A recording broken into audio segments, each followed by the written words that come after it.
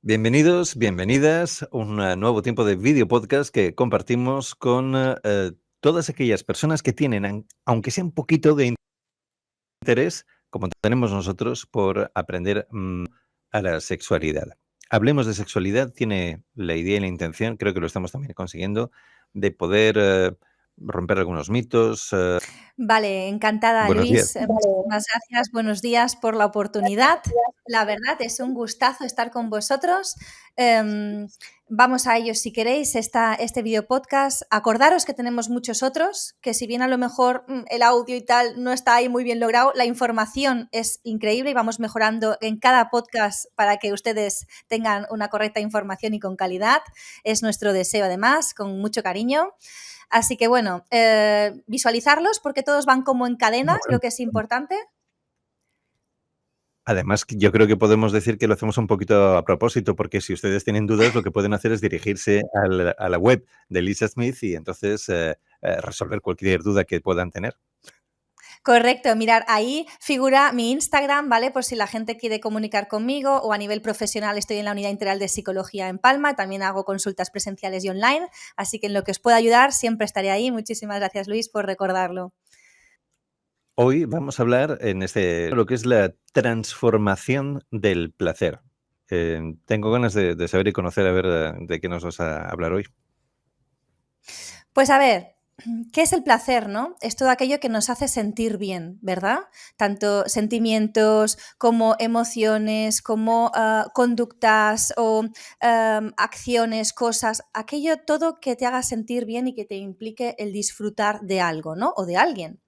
Entonces, claro, placer es un concepto muy, muy extenso, ¿vale? Porque hay distintos tipos de placeres, ¿verdad? Pero cuando uno piensa siempre en el placer, piensa en lo sexual, ¿no?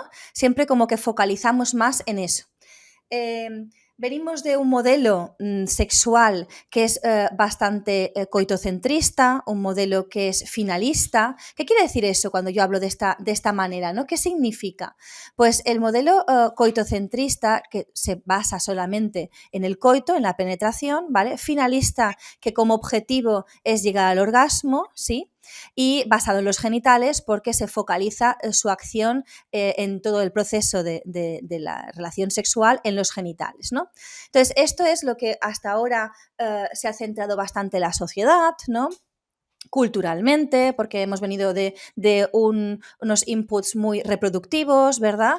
A lo largo de la historia, muy condicionantes, religión, cultura, lo que hemos estado hablando en los otros videopodcasts, y ahora tratamos desde la educación sexual integral, desde, bueno, consultas sexológicas, comunidad sexológica y también muchos otros profesionales, a abrir esa modelo sexual hacia un modelo más erógeno, de zonas erógenas, es decir, corpóreo, ¿vale? No centrado en los genitales, hacia un modelo no tanto desde los genitales, sino desde el cerebro, y luego lo amplío, y no finalista como objetivo el orgasmo, sino como objetivo el disfrute, el placer del caminar, ¿no? O sea, se llama de paseo precisamente para que disfruten todo lo que es la relación de entrada y salida, no solamente en un momento puntual, ¿no?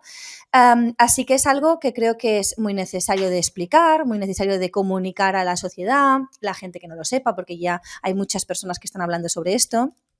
Me gustaría también, como siempre, muestro alguna otra diapositiva, ¿sí? Me gustaría, ya que la gente se basa mucho en la zona genital por ahora, bastante población, pues a mí me gustaría compartir con vosotros esta diapositiva. Esta la he hecho yo, es un dibujo que hice yo en mi formación de máster de sexóloga, en el cual, pues como veis, están los dos glandes, ¿vale? Glande del clítoris y glande del pene. Ambos tienen las mismas estructuras anatómicas, ¿vale? Tienen un glande, un cuerpo, un bulbo y una raíz o crus. Fijaos que esto la gente no lo sabe porque piensa que son muy diferentes o que anatómicamente pues no tienen por qué ser lo mismo en la raíz, y sí lo son. De hecho, cuando se sexa un embrión desde la semana 7 más o menos de gestación, se sexa con grupos anatómicos iguales, ¿no? O sea, porque nace desde la misma raíz hasta que se acaba sexando o uno u otro. Con lo cual ahí vemos que compartimos muchas cosas, nerviosas. Y ahora tengo una mala noticia para todos los hombres, Luis. Vaya. Que resulta que el glande del clítoris tiene muchas más terminaciones nerviosas que el glande del pene, ¿vale? El pene tiene 4.000 terminaciones nerviosas, sin embargo, el glande del clítoris se estiman 10.000, pero ahora los estudios ya dicen que incluso 15.000 terminaciones nerviosas. Con lo cual, es un lugar en el que está muy poco descubierto por muchas mujeres, básicamente porque a lo largo de la historia tampoco se ha centrado la sexualidad en la mujer, se ha centrado siempre en el hombre. Dime. Perdona, perdona. No, no, Eh, faltaría. Disculpa que interrumpa, pero el que la mujer tenga más terminaciones nerviosas no necesariamente es una mala noticia para el hombre, si es que en definitiva las relaciones de los dos. Correcto, correcto. Ahí me encanta cómo has respondido. Exacto. Pero mucha gente, a veces cuando hablo de esto, en niños y niñas y adolescentes no, pero en adultos se ponen como en garde, ¿no? Como, ¿qué me estás contando? ¿No? Es esa sensación. La tuya, tu respuesta ha sido muy bonita. Evidentemente, si es una pareja y están vinculándose y conectando, evidentemente uno quiere que la relación sexual sea placentera bidireccionalmente, ¿no? Así que enterarte de esto puede ayudarte mucho en tu placer, ¿no? Con la pareja. Pues correcto. Es más, también, y esto es algo que siempre digo en las adolescencias, porque preocupa mucho en estos cambios corporales, ¿no? En la fase REM ambos se erectan. No solo hay poluciones nocturnas en los niños, evidentemente, no existe una eyaculación desde el clítoris, porque el clítoris no tiene ningún orificio, ¿vale? El pene sí, tiene el meato urinario. El pene, de hecho, en el meato urinario salen 3 líquidos, es decir, la orina, el líquido preseminal y el semen en la eyaculación, frente al clítoris que no sale nada, ningún líquido. Es decir, la única función es dar placer del clítoris. Así que fijaros las diferencias que hay, que creo que son muy bonitas porque ambos tienen capuchón, ¿sabes? También para proteger este glande, y creo que es necesario conocerlas porque la mayoría no se conoce. Los hombres sí hay más porcentaje de personas que conocen todo esto, sin embargo las mujeres todavía no, básicamente porque los hombres al tener esos genitales expuestos desde el exterior, si tú miras para abajo es más visible, ¿verdad? Y todo el mundo puede verse. Sin embargo, una mujer tiene que tener una determinada postura, ¿vale? Y apertura para poder ver todas estas estructuras anatómicas. Entonces se ha ido ocultando durante la historia, ¿no? Hasta que ahora aparecemos todas divulgando, por favor, coger unos espejos y fijaros lo bonito que es tu vulva, las estructuras que tienes, y eso es una manera también de potenciar ese placer, ¿vale? Yendo a lo que es... pero, ojo, no me quiero centrar solo en lo que es lo genital, ¿vale? Porque como he dicho, eso es antes, ¿sí? He hecho este hincapié para que veáis los que se centran que también dentro de la genitalidad hay un cambio importante y hay una divulgación importante por parte de profesionales para que lo sepan, ¿vale? Pero en la transformación del placer, claro, influyen muchas cosas. Imaginaros, desde la adolescencia y juventud, que uno empieza a probar, ¿sí? Aparece la oportunidad de tener pareja, ¿no? A partir de los 25 años se considera que es la madurez, ¿no? Y entonces uno pues tiene pareja o no. Puedes tener pareja o no, ojo, porque yo siempre abro el abanico a todo. No tenemos por qué seguir un guión establecido, tengo pareja, tengo hijos, tengo que ser madre, tengo que ser padre, ¿no? Y tengo que seguir un guión. Yo siempre hablo de que estos guiones son propios, cada uno transforma el placer a su manera determinada, y hay que ser muy sinceros a nuestras propias emociones, ¿sí? ¿Qué implica esa transformación del placer? ¿Qué influencia sobre el placer? Pues mira, los cambios biológicos, evidentemente las hormonas, ¿no? Todos los cambios físicos a lo largo de la vida. No será lo mismo el placer en tu fase de adolescente y joven como en tu fase de madurez, como en la fase de vejez, ¿no? Y en la fase de madurez, que es una fase muy larga, desde los 25 hasta, ¿no? Casi 50 y pico, 60, hasta la menopausia o andropausia, que eso siguen sin gustarme esas palabras, diríamos mejor segundas adolescencias, porque nadie está en pausa, ¿verdad? Ni son menos ni nada, así que vamos a decir segunda adolescencia, en la cual hay mucho, ¿no? Hay mucho que sucede, sobre todo cuando uno empieza a tener familia, cuando uno se vincula a una persona y empieza a ser madre o padre. ahí hay grandes cambios. Ahí hay grandes cambios. Evidentemente, las crianzas desgastan mucho. Quien tiene familia lo sabe, ¿verdad? Empiezan a haber otros horarios, otros tempos, falta de sueño, estrés porque a lo mejor económicamente te ves afectado, ¿no? Todo esto va a incidir en tu placer, va a incidir en ese deseo, ¿no? Así que fijaros cómo esos cambios biológicos en tu vida, esos procesos de cambios de crianza, por ejemplo, de ser madre, hay una cosa que quiero incidir, sobre todo porque hay un discurso entre profesionales que todavía quiero decir, siento la obligación de decirlo, porque creo que es incorrecto que cuando uno da a luz hablan de la cuarentena y se sigue hablando de la cuarentena y que después de la cuarentena se pueden iniciar las relaciones sexuales. Esto que sepáis que es incorrecto. No pondría una fecha determinada. Luego existen presiones en la pareja, ¿no? Por parte de uno a otro. Bueno, es que el médico ha dicho tanto, ya podemos iniciar, ¿no? Y existe una presión, ¿no? Por el tener o en iniciar otra vez de nuevo las relaciones sexuales cuando uno ha pasado por un complejo proceso de toda la transformación para anidar y ser nido de ese bebé, ¿vale? Hasta que luego ha habido el expulsivo y no. Y luego tiene que haber otro proceso inmenso de volver a recomponer todas esas estructuras internas, físicas, emocionales y psicológicas otra vez de esa persona, y ahí se vuelve uno a conocer a uno mismo en ese cuerpo nuevo, ¿no? Porque no es el mismo cuerpo que antes, ya ha habido una transformación.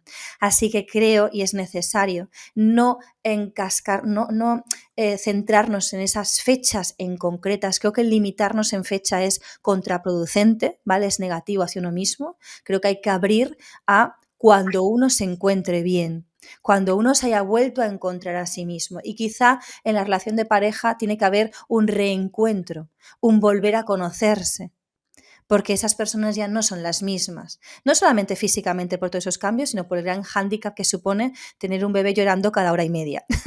¿Vale? Entonces, ¿verdad? Todo eso, vaya que si no cambia y transforma el placer de uno, ¿no? Quien diga que no, que lo diga en comentarios si quiere, ¿no?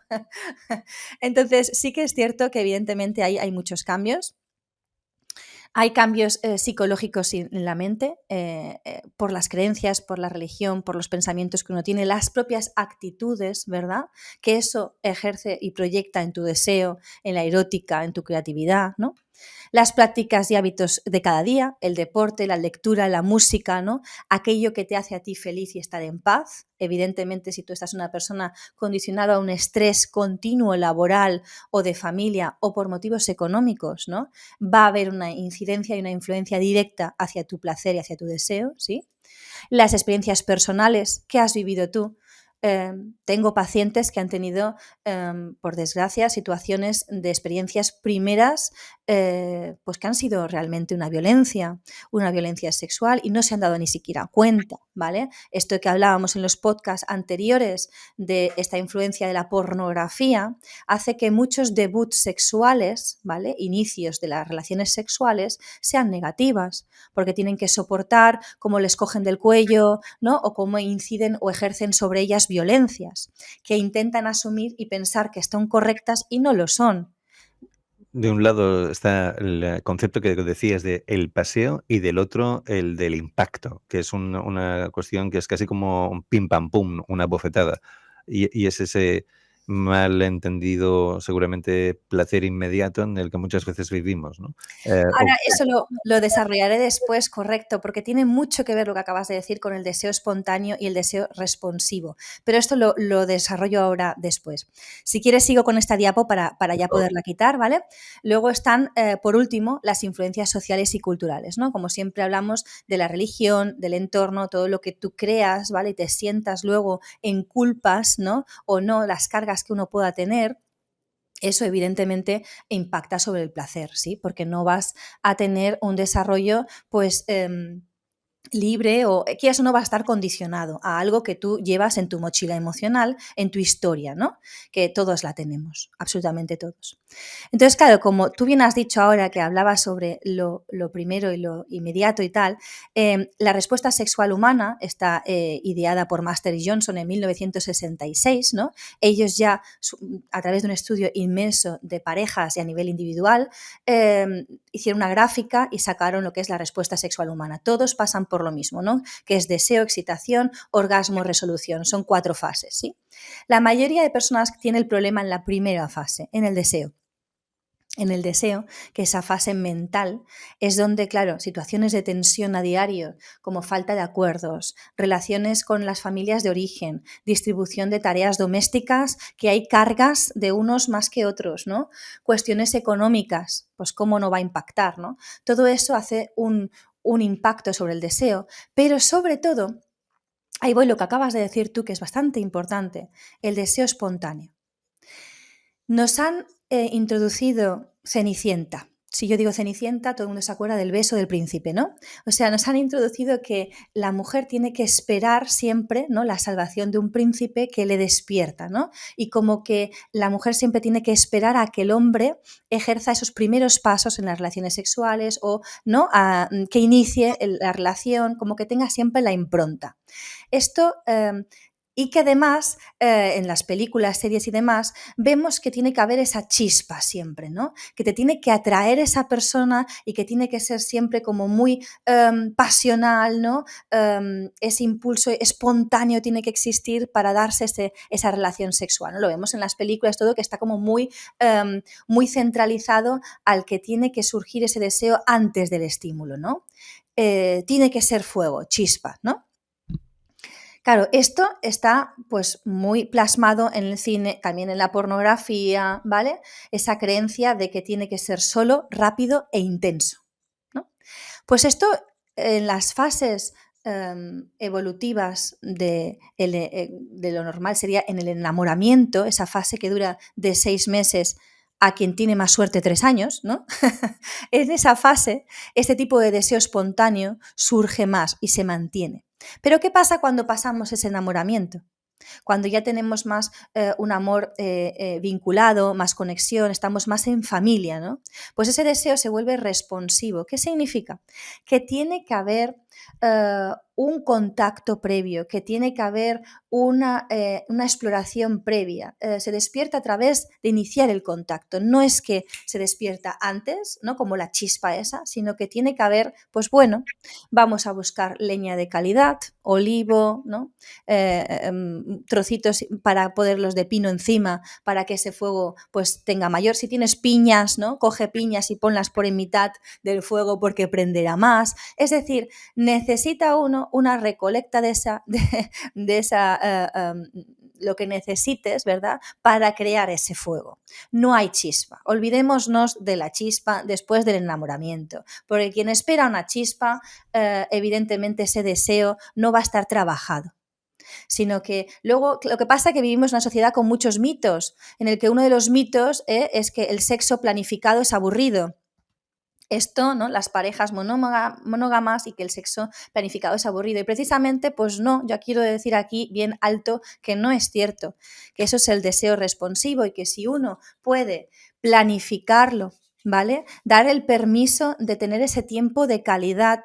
Si uno está con familia y tiene hijos e hijas, está en medio de una crianza, pues es normal que sea muy difícil que ese deseo esté intacto, como diría yo, ¿no? Pues ya lo lamento, hay que trabajarlo, hay que buscarse un espacio en el que uno esté solo, ¿no? Quitarse de las rutinas, tolerarse más las diferencias, porque puede ser que tú ya lo que te gustara antes ya no te gusta ahora. Eso puede estar muy bien, en el sentido de que, bueno, nos obliga a ser creativos, imaginativos, Correcto. a veces incluso divertidos y quizás incluso, alimentando ese fuego vamos buscando formas, distintas, para poder, más o menos, el ir haciendo el camino.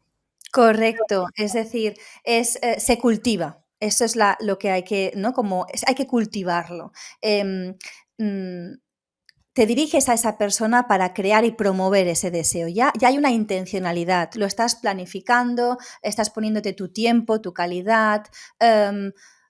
Intentar ser sinceros también con los propios sentimientos, ¿no? Hay parejas que me vienen en consulta y dicen, bueno, pero es que yo debo una vez por semana, tengo que una vez por semana, ¿no? Eh, claro, todas estas palabras o frases hechas, ahí te das cuenta cuánto estamos influenciados por esa cultura, ¿no? Y por ese compromiso y tener que, ¿no? Y esas presiones a tener que cumplir ciertos cánones o rutinas o exigencias propias. O sea, hay que darse el permiso para ser sinceros en la relación. Primero, sinceros con uno mismo, que ahí va muchos de los problemas que hay. Es que uno no es sincero con uno mismo, no es capaz de identificar esas emociones y es capaz de identificar, pues esto no me gusta. Primero identificar que no te gusta o no te gusta el lugar o el cómo, el dónde, lo que sea, etc. Y lo segundo es comunicar a esa pareja lo que no te gusta. Esto es un gran paso también para muchas personas. Sí, ¿Mm? hay verdaderas barreras, nos autoimponemos muchas veces verdaderas barreras en ese sentido, y en eso que hay que preparar antes, y que tiene que ir bien preparado, a poco que falle, porque falta esa sinceridad con uno mismo o con el otro, que en esos 2 sentidos, pues, no va a prosperar. Correcto. Y sobre todo crear esos espacios, Luis, sin esperar que el deseo llegue. Ya no digo el orgasmo, sino el propio deseo. Ahí empieza otro tipo de vinculación. A veces algunas parejas cuando han estado conmigo un tiempo y hemos llegado a esos objetivos de consulta que nos hemos establecido, ¿no? Me dicen, ostras, es que ahora nos reímos más. Es que de pronto la he vuelto a conocer a mi pareja. Yo no sabía que esto le gustaba, yo no sabía esto otro, yo no sabía que los límites eran tan estrechos o eran unos límites que podían ampliarse. Pero también es verdad que, claro, entra uno en unas fases de vida diferentes en los que quizá te interesa experimentar otras cosas, pero no eres capaz de decirle a tu pareja que te interesa abrir esos límites o esos márgenes preestablecidos hace 15, 20 años. ¿No? Es decir, todo esto es la transformación que hablamos del placer. Fijaros que sí que tiene una gran importancia y una gran implicación y que desde luego la sexualidad es salud física, mental, emocional, con lo cual sí es necesario intentar trabajar sobre ese deseo. Hay muchas personas que, claro, que se conforman y que, pues bueno, no es que les dé igual, pero no siguen con esta vida. Empiezan a tener relaciones en las que aparece dispaneuria, que es dolor en las relaciones, tanto al principio como durante, como al final, ¿no? Pero bueno, aguantan, esto se va sumando, van haciendo mini bloqueos a nivel muscular y emocional, porque todo está ligado, y al final puede acabar en un vaginismo, que es que totalmente toda la musculatura se cierra y ya ni siquiera es capaz, ¿no?, de introducirse nada, ni un pene o objeto sexual o incluso una copa menstrual o un tampón en las menstruaciones, ¿vale? Se cierran en banda. Entonces ahí sí que yo digo, cuando hay una mínima, o sea, otro mito, por favor, a desmentir, las relaciones sexuales no duelen, no han de doler. Si duele, hay un problema. Entonces, por favor, acude a un profesional, ¿vale? Y se mira y se intenta de resolver, porque las relaciones sexuales no duelen. Es algo que está muy instaurado, más de lo que pensamos esto, porque a mí en las adolescencias cuando voy a clase me lo dicen, pero ha de doler. Pero duele, o sea, fijaros que no nos damos cuenta y ya hasta los adolescentes lo van, ¿no?, absorbiendo de la familia, la sociedad, lo que sea, es cultural ya incluso, estos mitos se enraizan mucho en nuestras estructuras, ¿no? Que el deseo debe seguir siendo instantáneo, ¿no? Pues no, es el gran mito, ¿no? Lo que estamos diciendo, ¿no? Esto es el deseo, es espontáneo, instantáneo, que nos han enseñado que no es correcto. De hecho, hay que cultivar ese deseo responsivo. Si cultivábamos y diéramos tiempo a ese tipo de deseo, tendríamos una sexualidad mucho más acorde a nuestra edad, a nuestra etapa de la vida, porque no va a ser lo mismo en una u otra, ¿vale? Y los niveles de exigencias también bajarían. Hay que darse permiso a ser sincero, permiso a tener pareja o no, permiso a sentir placer. Mucha gente, fíjate lo sencillo que es, pero mucha gente esto es un gran reto. Darse permiso al placer, para mucha gente es un reto, Luis. Entonces, claro, hablamos de cosas que pueden ser banales o sencillos para muchos, pero no lo es y tienen una gran implicación a nivel de la persona, ¿sí? La clave es la asertividad sexual, yo siempre lo diré, la comunicación. Eso es una gran clave. Si sabemos lo que nos gusta, lo que no. Pero para eso también hay que empezar a conocer lo que decíamos en los primeros videopodcasts, nuestro propio cuerpo, cómo funciona. Si no sabemos cómo funciona y qué partes son las que nos dan placer o nuestras zonas erógenas, la piel tiene 2 metros cuadrados. Es decir, eso es una cantidad de espacio tremendo, que hay muchos puntos con zonas de terminaciones nerviosas que nos pueden dar un placer tremendo. Y no tiene por qué ser genital puro y duro. ¿Vale? Así que eso es un poco lo que os quería comentar hoy. Hemos visto, para que me sigáis un poco el hilo, quería hacer esta visionado entre deseo espontáneo versus deseo responsivo, los modelos sexuales, que hemos visto que hay 2 y que la tendencia es ir a la que no es lo que hasta ahora hemos vivido, ¿no? Y me gustaría hacer 2 comentarios más, que es algo que yo suelo comentar en los adolescentes, precisamente, porque los adolescentes hablan mucho de sexo, ¿no? De sexo, tener sexo. Ya no hablan del concepto hacer el amor. Cosa que yo invito a las familias, a los colegios, los que nos estén escuchando, de volver a ese concepto, a hacer el amor. Sexo versus hacer el amor. ¿Por qué? Porque el sexo participa en muchos factores, evidentemente hormonales, el deseo, la atracción, ¿no? Pero como objetivo casi siempre suele ser llegar al orgasmo. Vuelve a ser algo finalista. El modelo finalista, fijaros, ¿no? Y es algo en el que la satisfacción, el satisfacer es una necesidad, ¿vale? Surge del cuerpo, con lo cual, y el resultado es este placer inmediato que buscan, ¿sí? Frente a hacer el amor, que hacer el amor es un concepto ya que influye un vínculo, una conexión con la pareja, se necesita tiempo con esa persona. El fin no es cubrir una necesidad, sino ya es más, el resultado es la plenitud, ¿sabes? Del momento, porque surge del ser. Esto es un ejemplo muy claro. Mira, tengo hambre, me como una pizza, cubierta la necesidad. El hambre se me fue.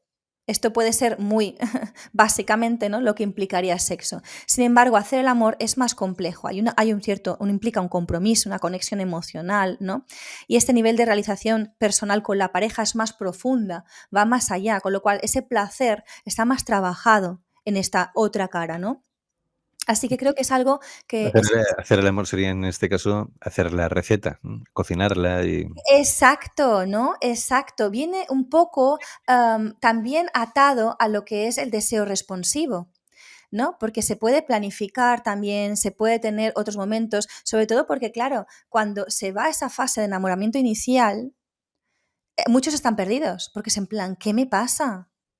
Si no tengo deseo, ¿cómo es que no me sale, no? Y esperan ese chaf, ¿no? Claro, es que eso cambia mucho, pero nadie nos dice que existe otro tipo de deseo y que el truco es cultivar ese otro tipo de deseo, porque lo otro es una chispa y lo que hay que pretender es conseguir un fuego duradero para toda la noche, que estemos bien calentitos. Es decir, la perspectiva es muy diferente, ¿no? ¿Verdad? Y es curiosa el comentarla porque abrimos, ¿no? Abrimos mente, abrimos miradas, los conceptos, pues bueno, van viniendo y creo que dan otra percepción de todo, ¿no?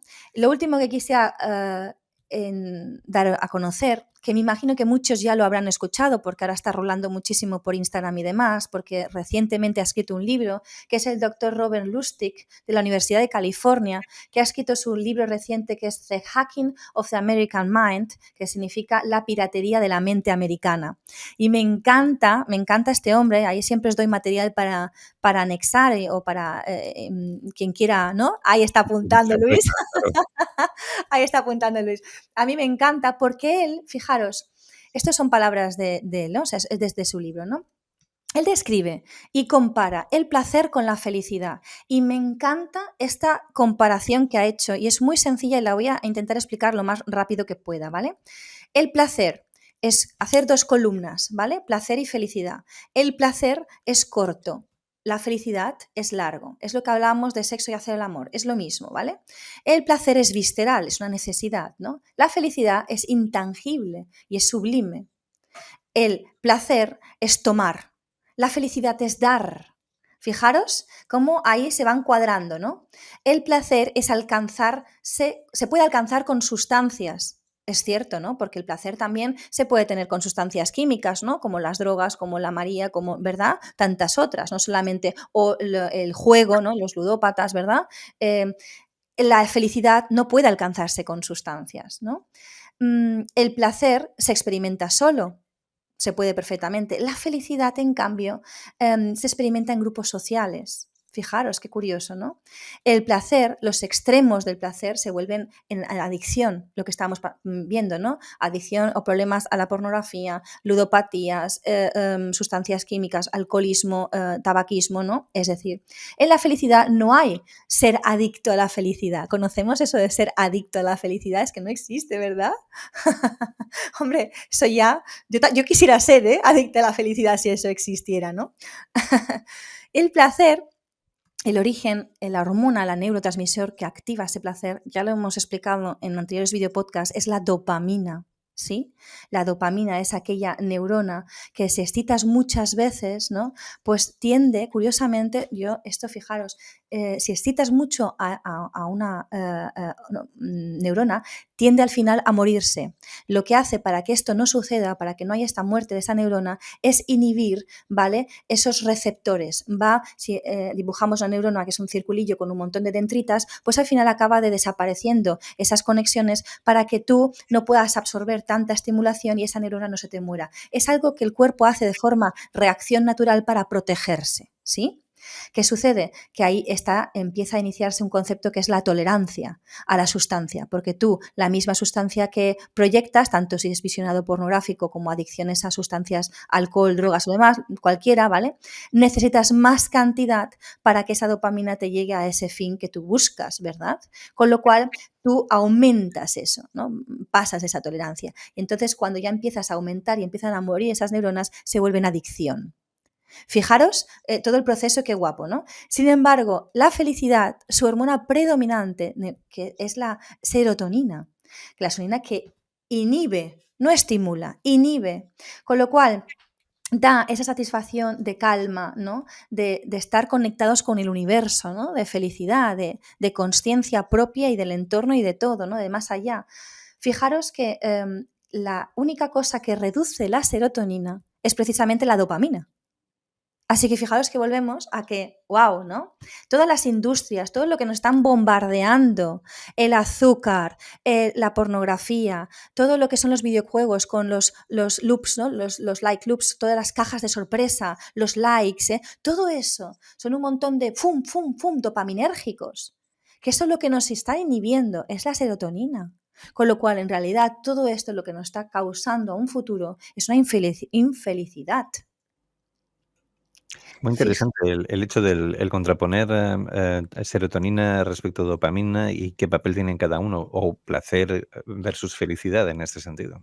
Es muy bonito, fijaros que es muy bonito. Así que la transformación del placer, volviendo al tema de nuestra temática hoy, es importante ver la cantidad de cosas que nos influencian, pero también estaría bien intentar ir más, focalizar más hacia el ser, ¿no? Hacia la plenitud, hacia quizá profundizar, no ir más a lo superficial, placer, sino ir más a la profundidad. Eso evidentemente es lo que siempre hablamos, Luis y yo acabamos diciendo que esto lo da la madurez, el tiempo y también el ser conscientes del trabajo personal que eso supone, porque no viene solo, se ha de trabajar. Bueno, ya que estamos hablando de trabajo, y antes de finalizar nuestro videopodcast de hoy, vamos a dar también un poco la coletilla, recordando cuál será el próximo tema de nuestro próximo videopodcast, que es un poco también la manera de que aquellas personas que nos siguen sepan qué otras cuestiones comentaremos en nuestro próximo episodio. Pues fijaros, en el próximo episodio vamos a hablar de la pérdida. Sí, hay etapas de la vida en la que perdemos mucho, la mal llamada andropausia y menopausia, lo hablaremos con detenimiento, ya me meto en la etapa de la vejez, ¿sí? En la etapa en la que a veces perdemos el yo sexual, el yo propio, tanto por una enfermedad, por un accidente, o perdemos al ser amado. Todo esto me gustaría comentarlo como cierre de etapa vital en nuestro último video podcast. Bueno, pues ya sabéis, si no os lo queréis perder, estad atentos. Lisna, muchas gracias de verdad por habernos acompañado hoy. Como siempre hemos aprendido mucho y nos lo hemos pasado genial, o sea que nos vemos pronto de nuevo. Hasta entonces. Gracias, Luis, un placer. Gracias.